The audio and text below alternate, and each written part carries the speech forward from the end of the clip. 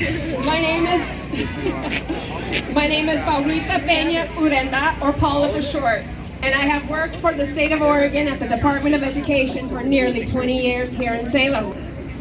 Not only do I use my bilingual skills at work and provide bilingual support for my agency, I also serve as the main mouthpiece for all 193 school districts by myself when monolingual parents call to file a complaint in Spanish, whether it's for general education or special education. Sometimes we have to cut things out from our budget, and with my salary, inflation, and everything else, there's barely anything left for the bills. Like many of our state workers and home care workers, shut-off notices for utilities are pretty common nowadays, and we scramble to pay them at the last minute. We have not recovered from the record inflation from the last 2 years, and the raises in this contract must be meaningful enough to help state workers at the lower end of the salary pay scale. The workload so many people are facing, and how many of us are just not making enough to live on.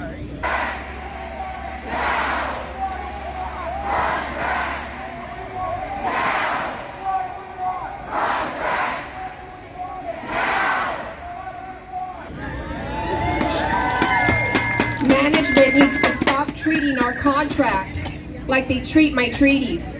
State workers should not have to be homeless while they rely on the services they help Oregonians in need to apply for. State workers should be able to afford to live on what we earn. It shouldn't be this hard. We make Oregon work, and who are we? SCIU! SCIU! SCIU! Thank you guys, and before I hand it over to Reina Lopez, the President of Executive Director in Pacun, I just want to make sure you all know the Indian Child Welfare Act of 1978 is on the chopping block, and as of yesterday, the Supreme Court made their final decision to back it up to July 1st. Please come in and join us at our Indigenous caucus and Indigenous Salem, Indigenous Now, as we begin our rally for that. Families are with you! Immigrant communities are with you! And we believe that you will win! Se puede! Se puede! Sí se puede. I love that I didn't have to explain that one before I went into it. So Pecun and our members, I'll tell you, we know a thing or two about being essential workers and not being seen. So I want to say today, we see you, SEIU. When our Naquistas and our immigrant families needed health care, you were there. When our Latinx workers needed driver's licenses, you were there. When our farm workers needed our state agency workers to check on compliance, to be bilingual, to be culturally competent, and to center workers, y'all were there! That's why Pecun does not stop with farm workers. We're here to call for justice for all workers. And when I say we mean it for everybody, I mean it. We mean it for everybody. We know all you do for our Oregonians. And when you all, and anybody really, is struggling to make ends meet, we know that something's wrong. The effects of this deal today are going to affect more than y'all, right? It's going to affect every single person in Oregon that interacts with any of these programs. That's pretty much everybody. I think that's everybody. And our community needs the state of Oregon to fill its promises to working families, to immigrant communities, and to low-income communities by fully funding and staffing these programs. We can do that, folks. We can freaking do it, right? By negotiating a fair contract today.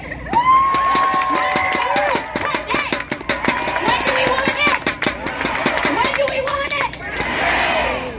One more time, thank you so much for all you do for farm workers, for working families, for immigrants, for all Oregonians. The state would not work without you.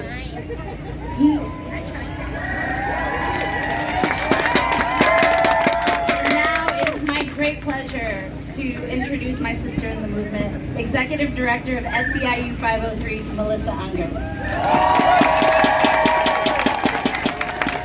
Hello, SEIU! Woo! Hey, I can't hear you. Can they hear you? Come on. Hello, SEIU! That was more like it. Okay, what do we want? When do we want it? What do we want? When do we want it? What do we want? When do we want it? That's right, you guys, and we're gonna have to fight like hell for it, right? That's why we're here. So, we said we were gonna rally for a great contract, but look at us, they didn't even know what to expect. Look at this incredible crowd, you guys. And we are joined today. We know that some of your coworkers couldn't join, so they're watching us on Facebook and Instagram. Thank you for watching us.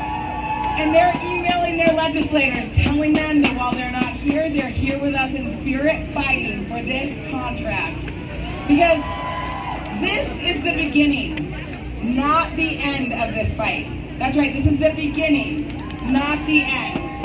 We are going to continue to join together until everyone knows that we need a strong contract. And we need to make sure that legislators, right, who walked out on their jobs, are you guys, yeah. Are you all allowed to no-show and no-call for work? No! What happens when you no-show, no-call? What happens? Weird, because they do that every day. Every day they just do that. Weird, and they get paid. Weird. But, so they walked out on their job, and they're walking out on Oregonians. They're walking out on you. And that's why we're here.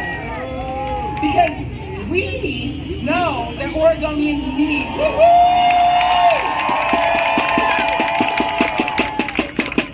We know that Oregonians need the services you rely on, just like Raina just talked about, right? People need these services. So we're showing up every day to fight for our state and to fight for the services that Oregonians rely on. So, since this is not the end of the fight, I need you guys to do two things. We're gonna march in a minute, but before we do that, we need to do two things. We need to take all of this energy home. And to do that, Ibrahim and Austin talked about it. In 20 days, on July 28th, 2 days before our contract expires, we are gonna have pickets all over the state, right? Who's gonna help lead one? Who? Oh, great, thanks for signing up. So you just go to that QR code,